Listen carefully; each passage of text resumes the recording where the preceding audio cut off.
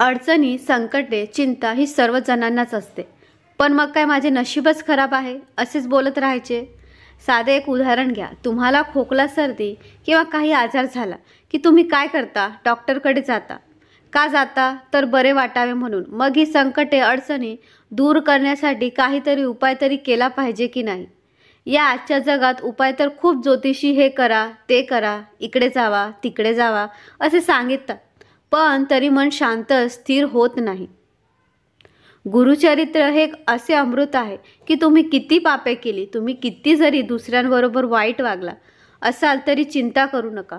फक्त गुरुचरित्र वाचायला सुरुवात करा. ते वाचण्याच्या आधी दत्त गुरुबरोबर बोला की स्वामी, आजपर्यंत स्वार्थ, मोह यांच्यात अडकून खूप पापे केली. पण आतापासून तुम्हीच या देहाला सांभाळा. तुम्हीच या देहाचे मालक आहात आणि गुरुचरित्र वाचायला सुरुवात करा. आणि बघा, तुमची अडचणी, संकटे, चिंता कुठे गेली तुम्हाला समजणारच नाही. नंतर जसजसे वाचन वाढत जाईल तसे स्वतः दत्त गुरुच तुम्हाला कोणत्या न कोणत्या रूपाने येऊन सांगतील, गाणगापूरला जा, अक्कलकोटला जा. एकदा गुरु पकडला ना की सर्व ज्ञान होते आणि ते कायमस्वरूपी राहते. आता गुरुचरित्र वाचायचे कसे? प्राकृत मराठी गुरुचरित्र मन लावून वाचले तरी प्रत्येक अध्यायात काय सांगितले आहे ते सहजच समजेल.